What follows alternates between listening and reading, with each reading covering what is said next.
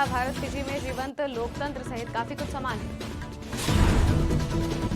बांग्लादेश हिंसा पर राज्यसभा में जयशंकर का बयान, कहा बांग्लादेश में हिंदुओं को निशाना बनाया गया। पूर्व विदेश मंत्री सुषमा स्वराज की पुण्यतिथि आज, बासुरी स्वराज ने मां को पुण्यतिथि पर किया याद। उत्तराखंड के रुद्रप्रयाग पहुंचे सीएम धामी, केदार घाटी में आई आपदा का किया सर्वेक्षण। नमस्कार, स्वागत है आपका आज की खबर में। मैं हूं आपके साथ महिमा शर्मा। बढ़ते हैं देश की बड़ी खबरों की ओर। फिजी की 2 दिवसीय यात्रा पर गई राष्ट्रपति द्रौपदी मुर्मू ने मंगलवार को वहां की संसद को संबोधित किया। उन्होंने कहा कि भारत वैश्विक मंच पर मजबूती से उभर रहा है। भारत एक मजबूत, लचीला और अधिक समृद्ध राष्ट्र बनने के साथ साथ प्राथमिकताओं के अनुसार फिजी के साथ साझेदारी करने के लिए तैयार है। राष्ट्रपति द्रौपदी मुर्मू ने कहा कि इस खूबसूरत देश के लोगों की गर्मजोशी और स्नेह से मैं बहुत प्रभावित हूँ। हालांकि फिजी में ये मेरी पहली यात्रा है, लेकिन हर जगह आपकी उपस्थिति से मुझे ऐसा लगता है कि मैं घर पर ही हूँ। इस खूबसूरत देश के लोगों की गर्मजोशी और स्नेह से मैं बहुत प्रभावित हूँ। हालांकि ये फिजी की मेरी पहली यात्रा है, हर जगह आपकी उपस्थिति के कारण मुझे ऐसा लगता है जैसे मैं घर पर ही हूँ। मेरे साथ हमारे राज्य मंत्री श्री जॉर्ज कुरियन जी, साथ ही लोकसभा के 2 सांसद श्री सौमित्री खान और श्री जुगल किशोर जी भी आए हैं और मुझे यकीन है कि वे भी ऐसा ही महसूस कर रहे होंगे।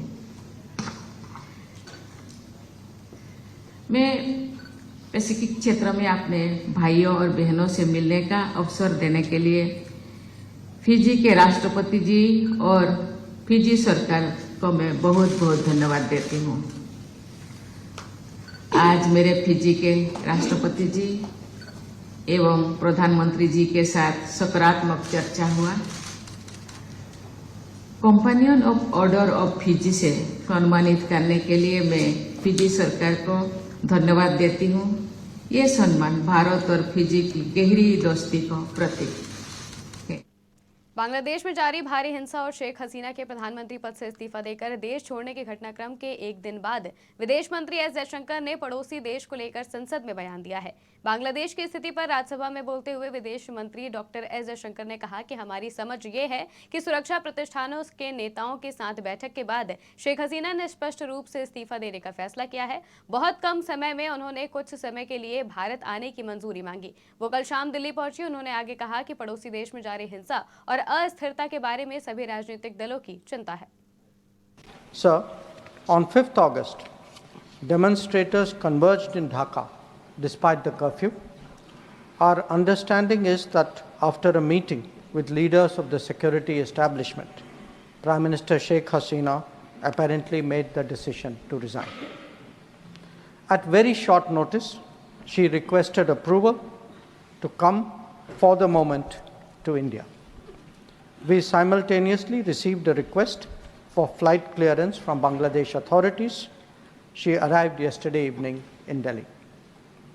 Sir, on 5th August, पूर्व विदेश मंत्री सुषमा स्वराज की पुण्यतिथि पर मंगलवार को दिल्ली के लोधी रोड स्थित वीर सावरकर पार्क में उनकी बेटी और भाजपा सांसद बासुरी स्वराज ने पौधारोपण किया। अपनी मां को याद कर भावुक बेटी बोली कि वक्त भी उनके दुख को नहीं भर पाएगा। भाजपा अध्यक्ष वीरेंद्र सचदेवा ने कहा कि आज हम सभी कार्यकर्ता स्वर्गीय सुषमा स्वराज की पुण्यतिथि पर यहाँ एकत्रित हुए हैं। कुछ गम ऐसे होते हैं जिनकी भरपाई समय भी पूरी नहीं कर सकता। ये ऐसी एक ऐसी क्षति है। आदरणीय प्रधानमंत्री श्री नरेंद्र मोदी जी के आह्वान पर भारत में एक बहुत ही खूबसूरत मुहिम शुरू हुई है, एक पेड़ मां के नाम। आज हमारे यशस्वी प्रदेश अध्यक्ष श्री वीरेंद्र सचदेवा जी, जो हमारे भाजपा परिवार के मुखिया भी हैं, इनके सानिध्य में यहाँ वीर सावरकर पार्क में आकर हम सबने मां की स्मृति को जीवंत करते हुए 21 पेड़ लगाए हैं। यहाँ उपस्थित प्रत्येक भाजपा कार्यकर्ता की उपस्थिति में, उनके आंखों में, उनके आशीर्वाद में मुझे श्रीमती सुषमा स्वराज का वात्सल्य जीवंत मिलता है। इसलिए मैं उन सब के चरणों में कोटि कोटि वंदन करती हूं। आज स्वर्गीय सुषमा स्वराज जी की पुण्यतिथि पर हम सब कार्यकर्ता यहाँ एकत्रित हुए हैं। जहाँ हमने उनको श्रद्धा सुमन अर्पित किए हैं, वहीं 21 पेड़ भी लगाए हैं। जैसा माननीय प्रधानमंत्री जी ने कहा है कि एक पेड़ माँ के नाम, तो वो हमारे लिए माँ स्वरूपा ही थी। इसलिए हमारी सांसद बांसुरी स्वराज और हम सब ने मिलकर उनकी स्मृति में 21 पेड़ यहाँ लगाए हैं। और बार बार हम ये बात कहते रहे हैं कि सुषमा जी के विचार और जिस तरह का उनका व्यक्तित्व था, आज हम सब कार्यकर्ताओं के बीच में वो शारीरिक रूप से नहीं है, लेकिन आज भी हम लोग उनसे सीखते हैं। आज भी विषय की गहनता पे किस तरह से प्रवाह के साथ बोला जाता है, किस तरह से अपनी बात को रखना है, इससे बढ़िया उदाहरण भारतीय संसद में सुषमा जी से बढ़िया मिलने को आज नहीं मिलता है। आज मुख्यमंत्री पुष्कर सिंह धामी आज अतिवृष्टि से प्रभावित केदार घाटी क्षेत्र का निरीक्षण करने के लिए रुद्रप्रयाग पहुंचे। मुख्यमंत्री प्रभावित क्षेत्रों का हवाई सर्वेक्षण किया। इसके अलावा केदार घाटी में अतिवृष्टि से हुई क्षति, सड़क एवं अन्य मार्गों सहित अन्य नुकसान की समीक्षा और पुनर्निर्माण कार्यों की समीक्षा भी करेंगे। उत्तराखंड के मुख्यमंत्री पुष्कर सिंह धामी ने कहा कि आपदा से राज्य में जानमाल का बहुत नुकसान हुआ है। 29 जगहों पर सड़क संपर्क टूट गया है और भूस्खलन भी हुआ है। जिला प्रशासन, एनडीआरएफ, एसडीआरएफ, स्थानीय पुलिस और अन्य लोग इस स्थिति से उबरने में हमारी मदद के लिए आगे आए हैं। देखिए, जो आपदा आई थी बहुत बड़ी आपदा थी और जिससे काफ़ी बड़ा नुकसान क्षेत्र में हुआ है। लगभग 29 स्थानों पर, छोटे बड़े स्थानों को लगा दिया जाए तो 29 जगह पर सड़क मार्ग कट हुआ है और भूस्खलन की चपेट में आया है।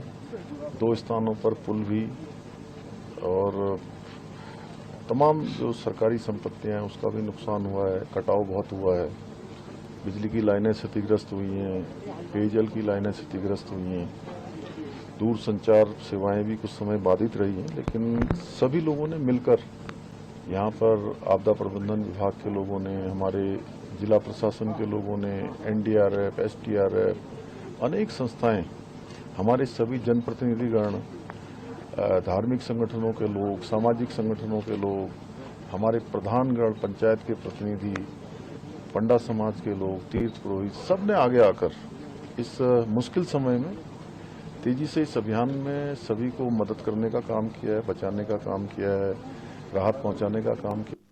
हरियाणा की पहलवान विनेश फोगाट पेरिस ओलंपिक में सेमीफाइनल में पहुंच गई हैं। इससे पहले विनेश ने जापान के ओलंपिक और वर्ल्ड चैंपियन यूई सुसाकी को हराया। बता दें कि विनेश फोगाट ने मुकाबले के अंतिम 5 सेकंड में मुकाबले का रुख अपनी तरफ करते हुए यूई सुसाकी को गिराकर उनके पीछे गई और 3 अंक प्राप्त करके 3-2 से हराकर क्वार्टर फाइनल में प्रवेश किया। इसके बाद वो सेमीफाइनल भी जीत चुकी हैं।